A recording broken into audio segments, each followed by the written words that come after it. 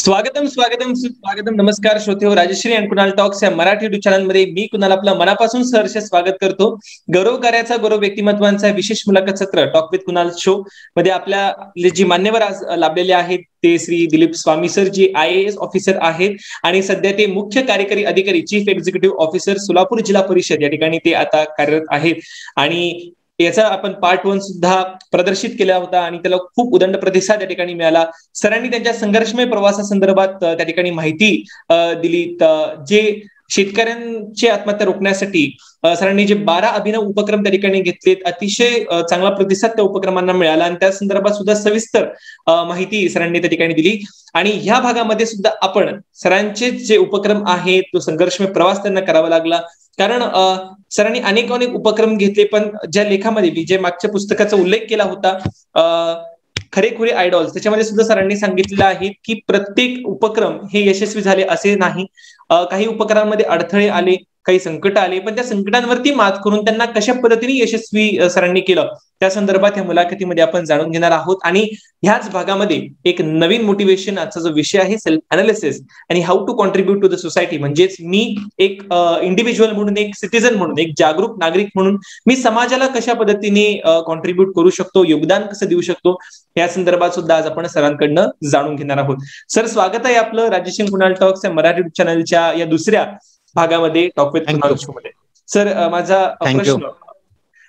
माझा प्रश्न तोच असेल की ज्यावेळेस आपण हे सर्व उपक्रम राबवले, त्याच्यासाठी सर्वच राज्यातनं कौतुकाचा वर्षाव आपल्यावरती झाला.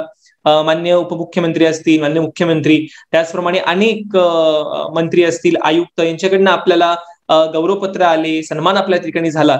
आणि थेट जे सगळ्यात महत्वाचं आहे की तत्कालीन राष्ट्रपती मान्य प्रतिभाताई पाटील यांनी देखील आपली दखल त्या ठिकाणी घेतली. आपलं राष्ट्रपती भवन इथे बोलावून त्या संदर्भात आपल्याशी चर्चा देखील त्यांनी केली. तर तो एकंदरीतच तो अनुभव कसा होता? कारण सर्वोच्च व्यक्तींनी ज्यावेळेस आपल्याला बोलावून जे आपल्याशी चर्चा करतात, त्यावेळेस एक वेगळाच आनंद असतो. तर त्या क्षणाबद्दल आपण काय सांगाल? निश्चितच, कारण हे जे शेतकरी आत्महत्येविरोधी जे अभियान चालू होतं ते काही 1 दिवस 2 दिवस नव्हतं, किमान 2-2.25 वर्ष सातत्याने ते कार्यक्रम चालू होते. आणि त्या सर्व कार्यक्रमाचा परिपाक म्हणून त्या पुसद सब डिव्हिजन मधल्या 80% आत्महत्या ह्या कमी झाल्या होत्या. जे वेगवेगळ्या अभियानाचा रिझल्ट आम्हाला त्या काळामध्ये लगेचच त्या ठिकाणी जाणवत होता. आणि जे काही अभियान राबवले त्याच्यामध्ये माझं एकट्याचं कॉन्ट्रीब्युशन नव्हतं. माझे सर्व तत्कालीन लोकप्रतिनिधी असतील, माझे सहकारी अधिकारी, कर्मचारी, सर्वांनी खूप मेहनत त्याच्यामध्ये केली. त्याचा रिझल्ट चांगला मिळाला. आणि मग आपण आता म्हटल्याप्रमाणे पूर्ण वरिष्ठ स्तरावरून, राज्य स्तरावरून खूप त्याबद्दल मला आठवते, बऱ्याच जणांचे अभिनंदनाचे पत्र आले, शुभेच्छा पत्र आले, चांगल्या चांगल्या मान्यवर लोकांचे अभिप्राय मला त्या ठिकाणी आले. खरेखुरे आयडल भाग 2 म्हणजे प्रसिद्ध होण्याच्या अगोदर अनुभव अंकामध्ये ती मुलाखत आली होती. तर ते अनुभव अंकाचे जे वाचक आहेत ते अतिशय दिग्गज मंडळी आहे. त्या बऱ्याच जणांचे मला फोन आले, मेसेज आले की काही तुम्हाला मदत लागत असेल तर आम्ही मदत करायला तयार आहे. तर तो सुद्धा अनुभव मला फार चांगल्या पद्धतीने एक प्रेरणा देऊन गेला, एक ऊर्जा देऊन गेला. आणि राज्यस्तरावर हे सर्व होत असताना आमचे अमरावतीचे दैनिक हिंदुस्थानचे संपादक आहेत आदरणीय विलास मराठे म्हणून, यांच्या माध्यमातून मला ही माहिती राष्ट्रपती भवनापर्यंत गेली होती. आणि माननीय प्रतिभाताई पाटील मॅडम यांच्यासोबत या विषयावर जवळजवळ 19 मिनिट मला चर्चा करायला मिळाली. तो प्रसंग फार माझ्यासाठी अतिशय आनंददायी आणि प्रेरणादायी होता.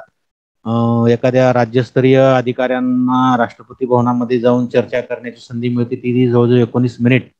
आणि त्यामध्ये अतिशय आस्थेवाईकपणे आणि आदरणीय राष्ट्रपती मॅडमने सगळे प्रश्न जाणून घेतले होते की प्रत्यक्ष फील्डवर काय चालू आहे. तर तो एक प्रसंग माझ्यासाठी अतिशय आनंददायी आणि प्रेरणादायी होता. बऱ्याच वेळेस असं अधिकाऱ्यांना असं वाटत असतं की आपण एवढं काम करतो, त्याचं काही आपली कोणी दखल घेतली जात नाहीये किंवा आपण आपलं अभिनंदन करत नाही, परंतु आपलं काम आपण करत राहायचं असतं. आणि असं म्हटलं जातं की action always speak louder than words.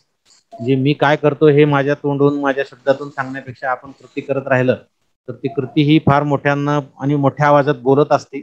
त्याचा मला प्रत्येक पदावर आणि प्रत्येक ठिकाणी मला त्याचा अनुभव आलेला आहे. आणि कुणी अभिनंदन करो, कौतुक करो, याच्यापेक्षा आपण ज्यांच्यासाठी आपली नियुक्ती आहे त्याला आपण न्याय देण्याचा आपण प्रयत्न केला पाहिजे. आपण आपल्या खुर्चीला न्याय देण्याचा प्रयत्न केला पाहिजे.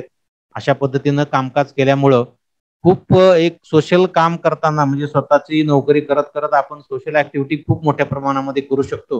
हे मी माझ्या अनुभवावरून आपल्याला मी नम्रपणे सांगू इच्छितो. मी सुरुवातीलाच आपल्याला सांगितल्याप्रमाणे मी काय कुठला फार मोठा व्यक्ती नाही आहे, फार अनुभवी नाही आहे.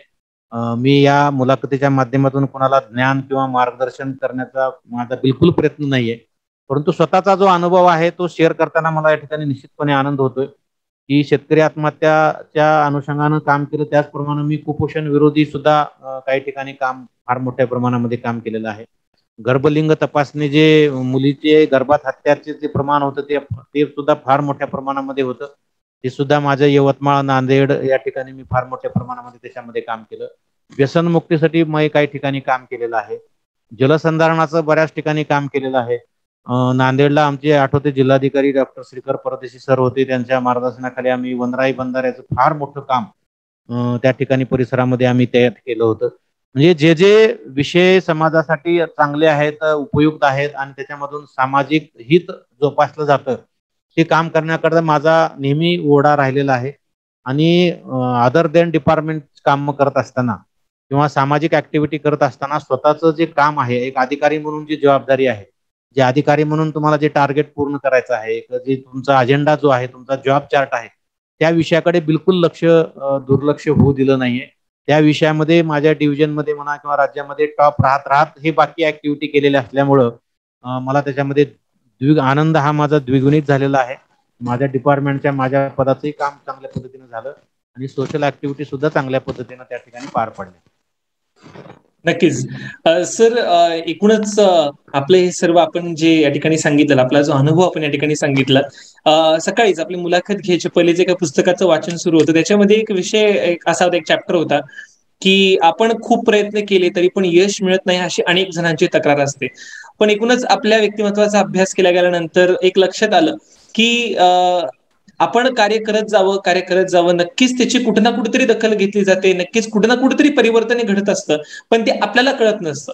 पण वेळ आल्यावरती नक्कीच त्याचे परिवर्तन आहे आपल्याला ते दिसतं आणि मग आपल्याला वाटतं की आपण त्यावेळेस अजून जोमाने काम करायला हवं होतं.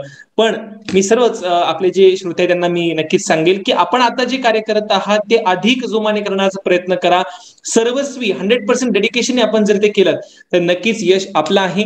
मी हे का सांगतोय, कारण त्या लेखामध्ये असं उल्लेख आहे की उपक्रमांचे झाले शासन निर्णय, असं मी पूर्ण लेख त्या ठिकाणी वाचून दाखवणार आहे. यवतमाळ मधील शेतकरी आत्महत्या रोखण्यासाठी मान्य दिलीप स्वामी सर यांनी राबवलेला अभिनव 12 कलमी उपक्रम विशेष अभ्यासाजोगा आहे असं त्या ठिकाणी म्हटलेलं आहे. त्यानंतर अमरावती महापालिका, नांदेड येथेही त्यांनी असंख्य अनोखी लोकोपयोगी आणि समाजहिताची अभियाने राबवली. यातील काहींचे पुढे शासन निर्णय झाले. अर्ज द्या कर्ज घ्या हा निर्णय सहकार विभागाने स्वीकारला, तर माझा गाव माझा विकास याचे नाव बदलून त्याचे कृषी विभागाच्या योजनेत रूपांतर झाले. महसूल अदालत हा त्यांचा उपक्रम शासन स्तरावर स्वीकारला. मान्य दिलीप स्वामी सर यांनी मात्र 40हून अधिक अभियाने, मी या ठिकाणी 2 शब्दांचा उल्लेख करतोय, याच्यातून आपल्याला खूप एक नवीन प्रेरणा मिळू शकते. स्वसंकल्पनेतून आणि स्वहिमतीने तयार सरांनी या ठिकाणी केले आणि राबवली आणि ती यशस्वीही झाली. शेतकरी आत्महत्या रोखल्या, शेतकऱ्यांना नवी उमेद दिली, नवा समाज घडवण्यासाठी योगदान दिलं. श्रोतेहो, आपल्याला नक्कीच इथं माहिती मिळाली असेल की आपण का आज सरांनी या ठिकाणी आमंत्रित केलेलं आहे, की ज्यांनी स्वहिमतीने आणि स्वसंकल्पनेतून, की ही संकल्पना आलेली आहे ना, मग आपण पुढचा विचार न करता हे आपण राबवलं गेलं पाहिजे. हा, पण if it is in the public interest, जर हे खऱ्या अर्थानं जनहिताचं असेल तर नक्कीच हे राबवायला पुढे मागे आपण नाही पाहिलं पाहिजे. हेच सरांनी त्या ठिकाणी केलं आणि सर हे यशस्वी झाले. त्याच्यातनंच एक विशेष अनुभव आहे सर, मी त्याच्याबद्दल तुम्हाला प्रश्न विचारेल की हे सगळं सुचतं कसं, असं एक त्याच्यामध्ये लेख आहे. दिलीप स्वामी सर यांनी आपल्या कार्यकाळात असंख्य उपक्रम राबवले या संदर्भात मी आपल्याला माहिती दिलीच. आजवर जवळपास 40 विशेष आणि वेगवेगळी अभियाने सरांनी राबवली. यवतमाळचे तत्कालीन जिल्हाधिकारी हर्षदीप कांबळे यांनी असं त्या ठिकाणी सरांना विचारलं, तुम्हाला हे सुचतं कसं, असा प्रश्न त्या ठिकाणी विचारला होता. नित्यनेमाने कामे करून मान्य दिलीप स्वामी सर यांनी नाविन्यपूर्ण उपक्रम राबवले. हे सर्व सुचतं कसं या प्रश्नावरती सर आपण काय सांगितलं हे तुम्हीच आता सर्व श्रोत्यांना सांगा. नाही, सुचण्यामागे काही प्रसंग असतात, काही व्यक्तीच्या प्रेरणा असतात, काही घटक असतात.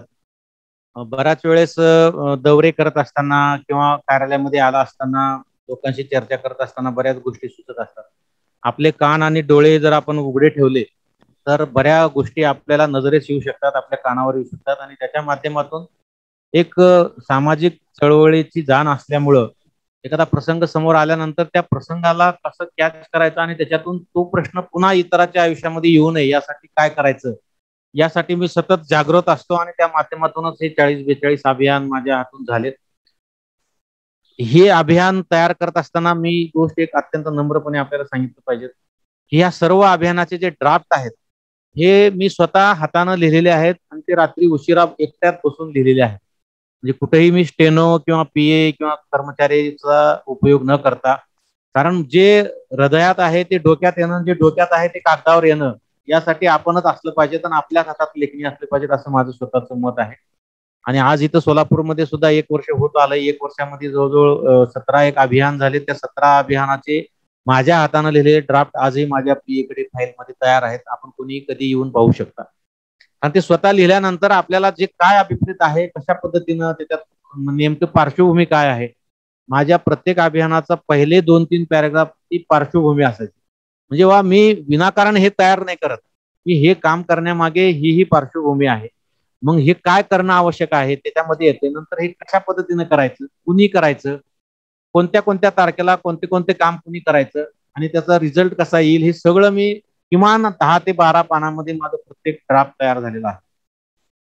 आता इथलाच नुकताच एक उदाहरण म्हणजे कसं सुचतंय त्याचं एक मार्मिक उत्तर जर आपल्याला द्यायचं असेल तर मी सोलापूर जिल्हा परिषदेचा सीओ म्हणून रुजू झाल्यानंतर एक एक महिन्यानंतर एक ग्रस्त माझ्याकडे आले. त्यांचं वय जवळजवळ 70 ते 75च्या मधलं असावं. आणि ते आले आणि डोळ्यात अश्रू आणून ते मला सांगत होते की साहेब माझी पेन्शन आणखी मंजूर झाली नाही. म्हणजे मी विचार केला की 58व्या वर्षी ते रिटायर झाले असतील, म्हणजे जवळजवळ 15 वर्ष त्या व्यक्तीची पेन्शन केस मंजूर होत नव्हती. आणि आयुष्याचा शेवट जवळ आला असताना त्या व्यक्तीच्या डोळ्यात अश्रू येत होते की माझी पेन्शन केस मंजूर नाही. मी त्यांना बसून घेतलं, त्यांच्याकडून सगळा विषय समजून घेतला आणि त्यांच्याशी चर्चा करत असतानाच माझ्या डोक्यामध्ये हा विषय सुचला की असे अनेक प्रसंग असू शकतात. या विषयाला हात घातला पाहिजे आणि ह्याचा एक कार्यक्रम कालबद्ध आपण घेतला पाहिजे. आणि मग पहिलं काम त्या ग्रस्ताचं मी केलं की अतिशय एक मिनिमम वांट ऑफ डॉक्युमेंट्स मुळे त्यांची पेन्शन केस रखडलेली होती. काही ठिकाणी दुर्लक्ष झालं होतं, काही ठिकाणी हायगी झाले होतं. आता तो भाग बाजूला ठेवू आपण. पण मी नंतर त्यांचा शिक्षण विभागातले ते कर्मचारी होते, मी नंतर संबंधित गट शिक्षण अधिकाऱ्याला बोलून घेतलं, त्यांची कागदपत्र जमा केले आणि ते मला भेटल्यानंतर 4थ्या दिवशी मी त्यांची पेन्शन केस मंजूर करून दिली माझ्या स्वाक्षरी.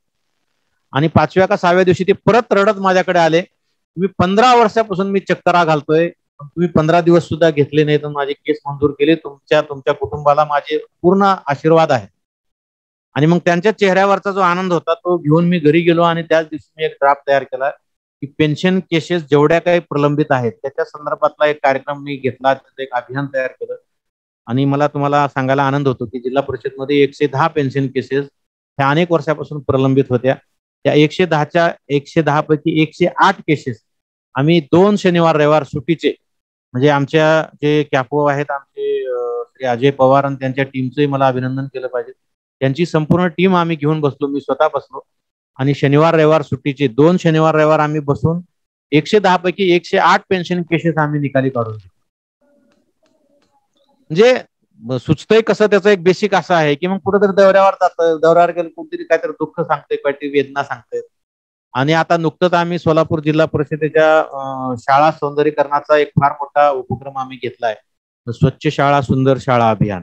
ते काही मला कोणी घ्या म्हणून सांगितलं नव्हतं किंवा काही मला आग्रह नव्हता, ते शिक्षण विभागानं काही तसं सांगितलं नव्हतं. परंतु मी खेडोपाडी फिरत असताना 1-2 शाळेला सहज भेटी दिल्या आणि भेटी दिल्यानंतर पाहिलं की खूप मोठं झुडपं वाढले, गवत वाढले, साप विंचू किडे त्याच्यामध्ये फिरतायत, जनावर गाई बकरी तिथे चरतायत, शेणाचे पोटे तिथे सापले.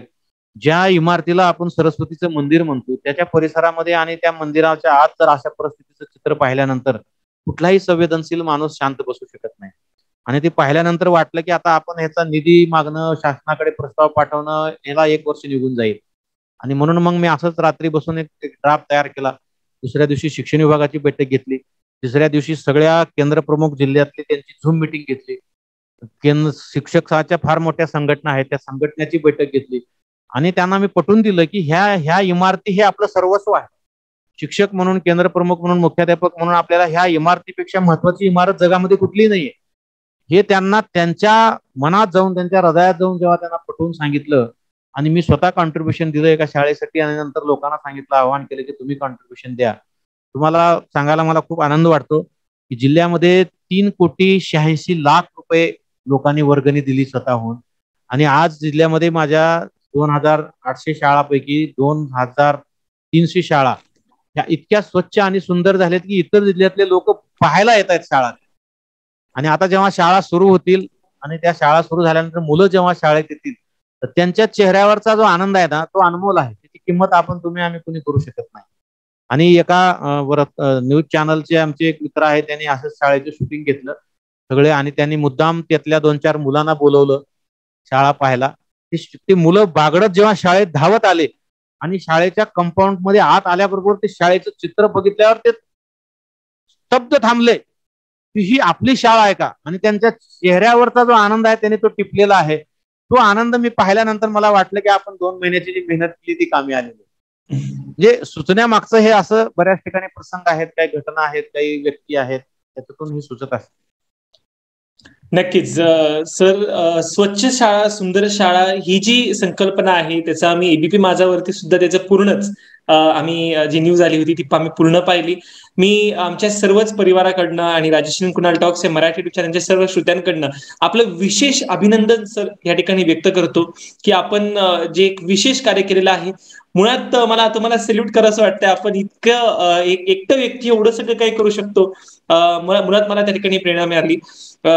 श्रोते एक विशेष माहिती या ठिकाणी नक्कीच देईल की ज्यावेळेस नांदेड येथील सरांचा कार्यकाळ संपल्यानंतर सरांची ज्यावेळेस मालेगावच्या अतिरिक्त जिल्हाधिकारी पदी म्हणून सरांची नियुक्ती झाली तर त्यावेळेस सरांनी सुद्धा तिथं खूप चांगल्या पद्धतीचे उपक्रम आणि कार्य सुद्धा त्या ठिकाणी केलेले आहेत.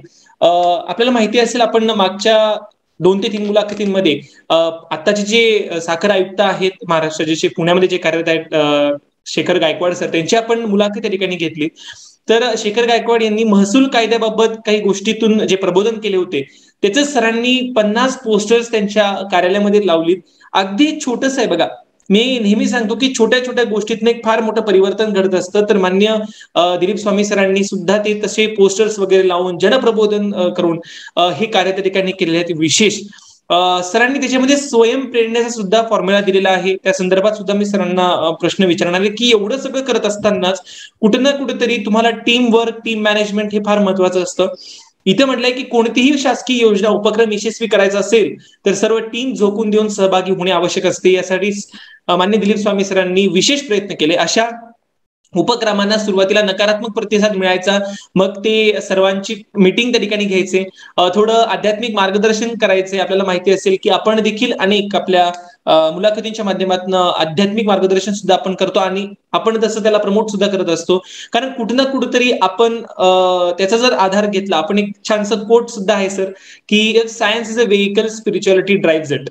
आणि त्या याच्यातनंच नक्कीच आपण जर त्याच्यातनं प्रेरणा घेतली तर थोडं का असेल आपण आपल्या जीवनामध्ये अध्यात्म जर हे केलं नक्कीच आपल्याला एक मानसिक शांतताला सुद्धा लाभते आणि मार्ग आपल्याला दिसायला लागतात. त्यानंतर ते सांगतात की थोडं सामाजिक भान निर्माण करायचं, त्यांच्यात थोडीशी स्वयंप्रेरणा निर्माण करीत त्यांना अभियानाशी जोडायचं. शिवाय जेव्हा अभियान यशस्वी होईल तेव्हा तेव्हा सहकाऱ्यांचा सत्कार करून श्रेयही त्यांनाच द्यायचं. हा त्यांचा फॉर्म्युला आणि ही अभियानं यशस्वी झाली. आणि याचं मूर्तिमंत उदाहरण सरांनी आत्ताच मुलाखतीमध्ये सुद्धा दिलं की ज्यावेळेस शनिवार रविवारी सर स्वतः म्हणजे बघा असं असतं की पूर्ण आठवड्याभरामध्ये काम केल्यानंतर 2 दिवस तरी आराम हवाच असं एक सर्वसामान्यांचं असतं. पण ज्यावेळेस आपण ठरवतो की नाही आता मला काम करायचं आहे, जनहिताचं काम करायचं, त्यावेळेस कोणताही दिवस रात्र बघत नाही. सरांनी सांगितलं की रात्री 1-1 वाजेपर्यंत सर ड्राफ्ट स्वतः लिखतात. हे कुठं ना कुठेतरी एक विशेष व्यक्तिमत्व त्या ठिकाणी तयार होत असतं. आणि सरांनी जसं सांगितलं की त्या टीमचं मी या ठिकाणी आभार व्यक्त करतो. तर याच्यातनंच दिसतं की स्वतः श्रेय न घेता इतरांना श्रेय देण्याची ही जे गुण असतात हे काही विशेष व्यक्तिमत्वांमध्येच असतात. आणि त्यातले एक व्यक्तिमत्व म्हणजेच आपले आजचे जे पाहुणे आहेत ते मान्य श्री दिलीप स्वामी सर. सर, माझा पुढचा प्रश्न याच्यामध्ये असेल की प्रशासकीय सेवेमध्ये जो प्रश्न मी प्रत्येक आय एस ऑफिसर्स यांना विचारतो की डिसिजन इन पब्लिक इंटरेस्ट हे फार महत्वाचं आहे. तर हे घेत असतानाच कोणता दृष्टिकोन असतो, आपण कोणता दृष्टिकोन याच्यामध्ये बाळगला, काय सांगाल?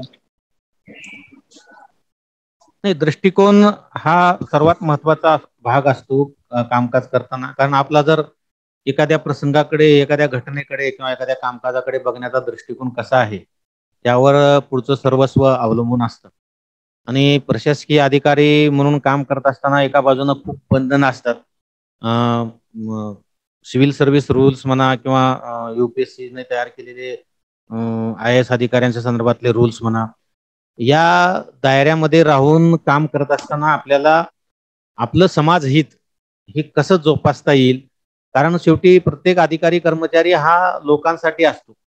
लोकसेवक ही संज्ञा त्यासाठी दिलेली आहे की लोकांची सेवा आपल्याला या माध्यमातून करायची आहे. आणि ती सेवा करण्याची सेवाभाव वृत्ती जर आपण जोपासली, तुम्ही आता संत साहित्याबद्दल किंवा धार्मिक गोष्टीबद्दल खूप चांगलं बोललात.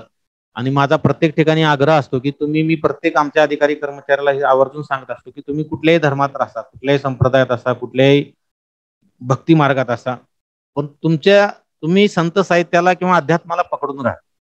कारण त्याच्यातून फार मोठा फायदा होणार असतो. आणि आजकालचे नवीन पिढी म्हणा किंवा आता आपण IT च्या जमान्याच्या गोष्टी करतो, हे सगळं चाललेलं असताना काही लोकांना अध्यात्म किंवा संत साहित्य म्हणजे काहीतरी कमीपणा वाटतो. परंतु संत साहित्यामध्ये आणि अध्यात्मामध्ये फार मोठी ताकद आहे की आपल्याला चांगल्या कामाला ते प्रेरित करत असते. आणि त्या प्रत्येक संतांनी आपल्याला हे सांगितले, कुठल्याही जाती धर्मातल्या संतांचं तुम्ही जर चरित्र काढलं किंवा त्यांचे अभंग, दोहे, सगळं काढले तर तुम्हाला हे लक्षात येईल की त्यांनी लोकांची सेवा हेच प्राधान्यक्रमाने केलेलं आहे. आणि ते आपल्याला करायची जर ताकद आपल्याला या नोकरीच्या माध्यमातून, खुर्चीच्या माध्यमातून मिळालेली असेल तर त्याचा खरा वापर आपण प्रत्येकाने केला पाहिजे. आणि ते करत असताना आपलं इंटेन्शन जर चांगलं असलं, मी तुम्हाला सांगितलं की सगळ्याच गोष्टी काही यशस्वी होतील अशातला भाग नाही आहे. हे करत असताना अनेक लोक नावं ठेवतात, काही लोक वेड्यात काढतात, काही लोक ह्याला हे सुचते असं म्हणतात, किंवा काही आपण जास्तीचे कामं आपण लावतो आपल्या सहकारी अधिकारी कर्मचाऱ्यांना, त्याच्यातून सुद्धा उद्रेक होण्याची शक्यता नाकारता येत नाही. ते सुद्धा काही लोक आपल्याला नाव ठेवतात मागे. परंतु हे सगळं करत असताना एकदा आपला उद्देश चांगला आहे हे जेव्हा लोकांच्या लक्षात येतं, शेवटी अधिकारी कर्मचारी म्हणा किंवा नाव ठेवणारे लोक म्हणा किंवा आणखी कोणी जे विरोध करणारे आहेत ते सुद्धा शेवटी माणसंच असतात.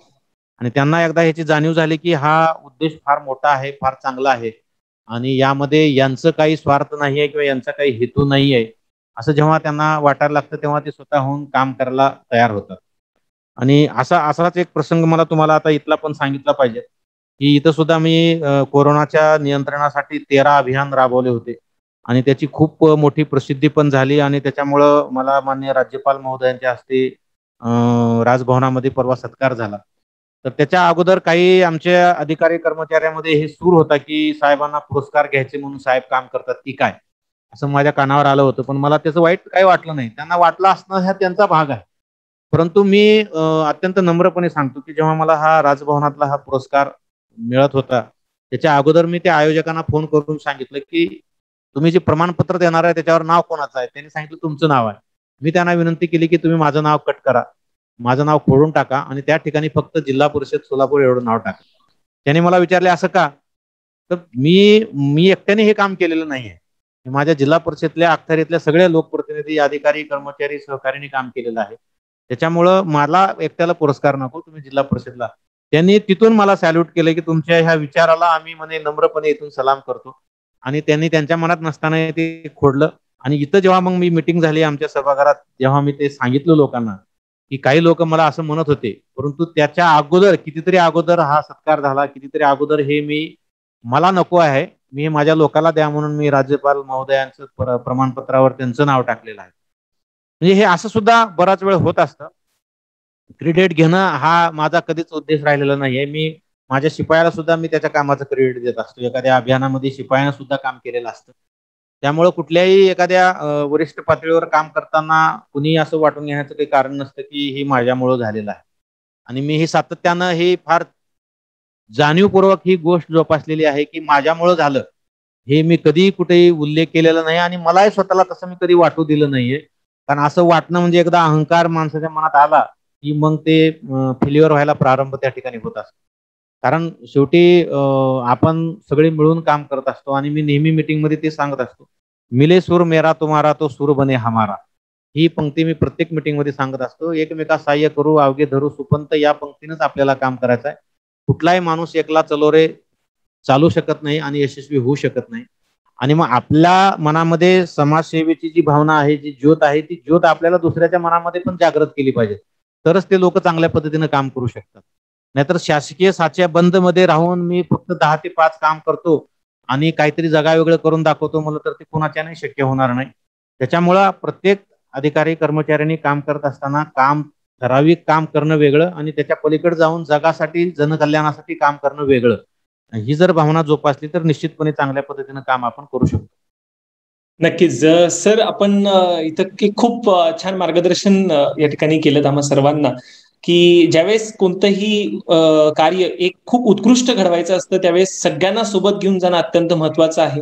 आणि या लेखाच्या अंतिम आता भागामध्ये आपण आहोत. आपल्या मोटिवेशन सत्राला, पॉझिटिव्ह टॉकला सुरुवात करण्याचे पहिले एक जो महत्वाचा विषय आहे, की ज्याच्याने आज प्रत्येक विद्यार्थी असेल किंवा मग कोणत्याही व्यक्ती जो ही मुलाखत पाहतोय तो रस्ता आहे, की अपयश आरोपांच्या अडथळ्यांवर मात हा विशेष लेख आहे. म्हणजे भरपूर वेळेस अपयश येतात, खूप जण आपल्याला आरोप करतात, कुणी काही चांगलं करत असेल तर आपले पाय खेचले जातात, आपल्याला मागे खेचण्याचा प्रयत्न केला जातो. पण अशा सर्व गोष्टींना आपण टाळत त्यांच्यावरती मात करत कसं यशस्वी व्हावं या लेखातून आपल्याला समजेल. काम करत असतानाच मान्य दिलीप स्वामी सर यांच्या सर्व अभियानांना यश आलं असं नाही. मी पूर्वी सुद्धा सांगितलं, तर काही अभियानं अपयशीही झाली. यामध्ये माझा गाव माझा विकास या त्यांच्या उपक्रमास अपेक्षित यश मिळाले नाही. ग्रामसेना नावाची संकल्पना त्यांनी मांडली होती, लोकांनी त्यास अपेक्षित प्रतिसाद दिला नाही. या वाटचालीत काही ठिकाणी गैरसमजातून त्यांच्यावर आरोपही झाले, त्या आरोपांचाही चौकशी झाली, पण मुळात त्यात काहीच सत्यता नव्हती. अनेकदा चांगल्या कामाचा नाहक तिरस्कार होता, त्यातून गैरसमज पसरवले जातात. मात्र अशा गतिरोधकांवरती मात करीत त्यांनी आपले लोकहिताचे काम असे सुरू ठेवले.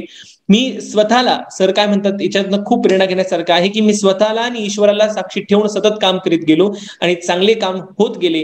यातच मला आनंद आहे. लोकांचे आशीर्वाद पाठीशी असल्याने जीव घेण्या अपघातातूनही सही सलामत त्या ठिकाणी वाचलो अशी देखील भावना सर या ठिकाणी आवर्जून व्यक्त करतात. खूप सर प्रेरणा मिळाली. आणि मला असं या ठिकाणी वाटतं, की जे काही कार्य घडत आहे, मी नेहमी सांगतो, कुठे ना कुठेतरी ते नियोजन असतं, परमेश्वराचं आपल्या बाबतीत नियोजन असतं. आता जरी आपल्याला वाटत असेल की हे चुकीचं आहे, पण परमेश्वराच्या मनामध्ये ज्याला सर्व सर्व ज्ञात सर्व जो परमेश्वर आहे त्यांना काही ना कुठेतरी चांगलं नक्कीच नियोजित असतं. असं म्हणतात की जो कुछ भी होता है वो अच्छे के लिए होता है. हा एक पॉझिटिव्ह थॉट आपण जर मनामध्ये ठेवला तर नक्कीच यश आपल्याला या ठिकाणी प्राप्त होऊ शकतं. सर आपल्याकडे शेवटचे 10 मिनिटं उरलेले आहेत. त्या 10 मिनिटांचं एक विशेष मार्गदर्शन पॉझिटिव्ह टॉक याच्यामध्ये आपण नक्कीच घेऊयात. आजचा आपला जो विषय आहे तो सेल्फ अनालिसिस वरती आहे. तुकोबाराय सांगतात, जगद्गुरु तुकाराम महाराजांचं या ठिकाणी आपण आज अभंग घेतलेला आहे. सर प्रत्येक मुलाखत सत्रामध्ये मी काही सुभाषित संस्कृत श्लोक यांचा मी आधार घेत असतो, त्या माध्यमातून मी प्रश्नावली तयार करत असतो. तुकोबाराय सांगतात, आता तरी पुढे हाची उपदेश, नका करू नाश आयुष्याचा, सकळांच्या पाया माझे दंडवत, आपुलाले चित्त शुद्ध करा, असं तुकाराम महाराज या ठिकाणी सांगतात. तर सर प्रश्न असा आहे की बऱ्याचशा वेळेस सेल्फ अनालिसिस करण्यातच आपण चुकतो किंवा आपलं ते राहून जातं. विद्यार्थी दशेमध्ये मुळात ही फार मोठी समस्या आज आहे, की मुळात मला काय करायचं आहे, how can I contribute to the society हेच माहिती नसल्या कारणाने फक्त स्वहितच लक्षात सगळेजण घेतात. तर हे सगळं टाळण्यासाठी मी कशा पद्धतीने देशहितासाठी, समाजहितासाठी आणि मुळात सर्वांच्या सर्वांगीण विकासासाठी कसं कार्य करू शकतो, या संदर्भात आपण काय मार्गदर्शन कराल? खूप चांगला अभंग आपण संत तुकोबारायाचा निवडलेला आहे. योगायोगानं या अभंगावर माझं प्रवचन पण 1-2 ठिकाणी झालेलं आहे.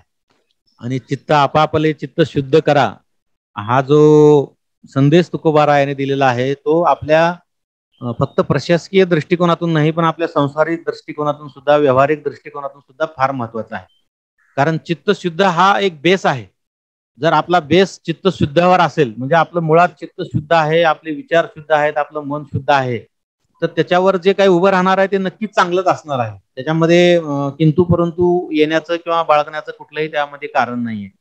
आणि त्यामुळे सेल्फ अनालिसिसच्या दृष्टिकोनातून जर आपण विचार करायचा झाला तर संत तुकोबाराय असतील किंवा संत ज्ञानेश्वर असतील किंवा आपल्या अनेक संत संप्रदायामध्ये या दृष्टिकोनातून अनेक वचनं किंवा अभंग आपल्याला सापडतील, ज्याचा आपण जर आपल्या जीवनामध्ये वापर केला तर मी सांगितल्याप्रमाणे प्रशासकीय दृष्टिकोनातून तर आपण निश्चितपणे चांगलं काम करू, परंतु आपला व्यवहार जो आहे, आपला संसार जो आहे, आपल्या संसारामधलं जे काही आपलं एकंदरीत स्थान म्हणा किंवा संसारातल्या गोष्टी आहेत म्हणा, व्यवहारातल्या आहेत, व्यापारातल्या आहेत, या सगळ्या गोष्टी ह्या निश्चितपणे चांगल्या होणार आहेत. परंतु दुर्दैवानं आजकाल आम्हाला स्वतःला संत साहित्य वाचणं किंवा ते समजून घेणं, बऱ्याच ठिकाणी मी बोलतो पण की संत साहित्याचं फक्त पारायण फार मोठ्या प्रमाणामध्ये होतं, पण संताला नेमकं काय सांगायचंय हे समजून घेण्याचा प्रयत्न फार कमी लोक करत असतात. आणि हे जर आपण समजून घेतलं तर निश्चितपणे आपलं जे स्वतःचं अनालिसिस आहे किंवा स्वतःच्या कामकाजाच्या पद्धती जे आपल्याला ठरवायच्या आहेत ते ठरवायला आपल्याला एक चांगला प्रकाश झोत त्या माध्यमातून मिळणार आहे. आणि म्हणून माझी प्रत्येकाला एक विनंती अशी असते की तुम्ही तुमच्या कुठल्याही संतांचं एक दोन अभंग तुम्ही तुमच्या जीवनामध्ये आचरणात आणायचा प्रयत्न करा. म्हणजे आपण ज्ञानेश्वरीच्या बाबतीमध्ये जसं म्हणतो एक तरी ओवी अनुभवावी, त्या पंक्तीप्रमाणे आपण एक जरी ओवी अनुभवायचा प्रयत्न केला तर आपण प्रशासकीय अधिकारी कर्मचारी म्हणून तर निश्चितच काम करू, पण ओव्हरऑल लाईफमध्ये सुद्धा आपल्या हातातून निश्चितपणे चांगले काम केल्याशिवाय राहणार नाहीत. हा पहिला भाग. दुसरा भाग, आपण काही करत असताना बऱ्याच वेळेस आपल्या मनामध्ये एक अहंकार तयार होतात. जरा काही मी केलं की लगेच माझी छाती फुगायला लागते, मग 4 लोकांना मी सांगायला लागतो मी येऊ केलं, मी तेऊ केलं. हा एक फार मोठा धोका असतो, कारण प्रत्येक संप्रदायामध्ये प्रत्येक संतांना हे सांगितलं की तुम्ही अहंकाराला बिलकुल जवळ करू नका. कारण शेवटी एक शाश्वत शक्ती, आदर्श शक्ती, तुम्ही आस्तिक असा किंवा नास्तिक असा, त्याच्याबद्दल आपण केलं म्हणून लगेच काय मी केलं असं म्हणण्यामध्ये काही तथ्य नसतं.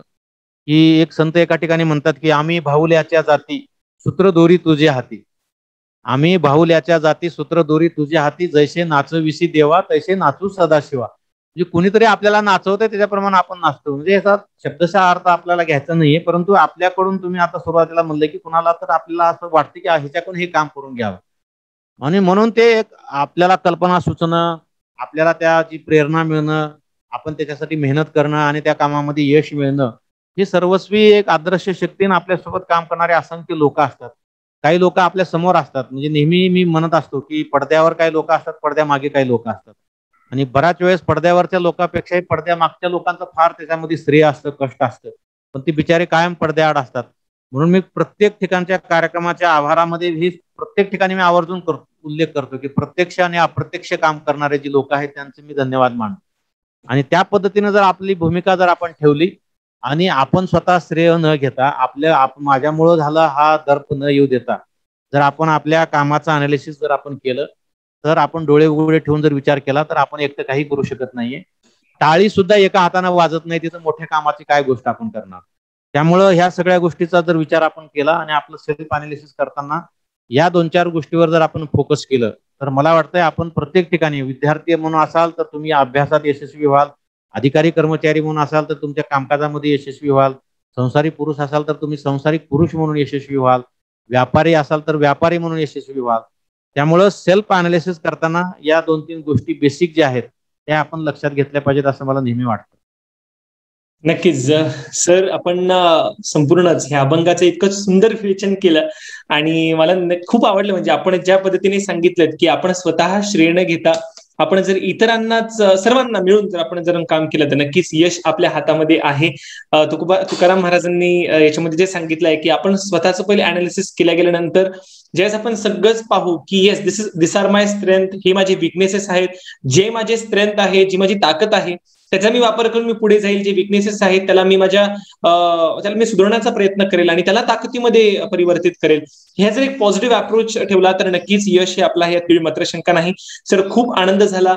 आपले जे विचार आहेत, आपले जे कार्य आहेत ते खूप मोठे आहेत. आपल्या व्यक्तिमत्वांपेक्षाही आपण म्हणू शकतो की एखादी व्यक्ती असतात आणि ती व्यक्ती सहज एखादी काम करून जातात. जसं आपण पाहिलं की संपूर्ण मुलाखतीमध्ये सरांनी कुठेही असं बडेजाब दाखवलं नाही की येस मी हे काम केलेलं आहे, मी पण अजिबात सर नाहीये, आपल्यामध्ये नाहीये. आणि तोच एक सगळ्यात मोठा गुण मला असं वाटतं की आपल्यामध्ये आहे.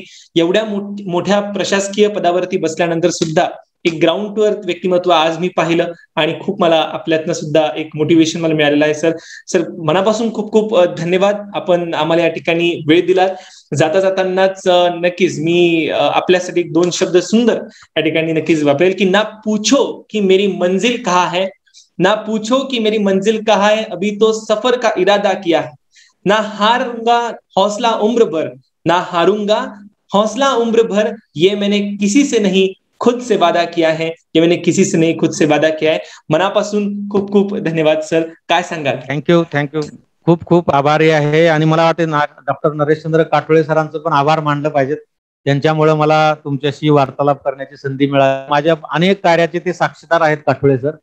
त्यांना आणि आपल्या संपूर्ण टीमला विशेषतः आपल्याला मी मनापासून धन्यवाद देतो. आणि आपल्याशी वार्तालाप करताना सुद्धा मला बऱ्याच काही चांगल्या गोष्टी शिकायला मिळाल्या आणि त्या भविष्यामध्ये आणखी चांगलं चांगलं काम करण्याचा माझा प्रयत्न या मुलाखतीच्या माध्यमातून राहील. धन्यवाद. धन्यवाद. नमस्कार.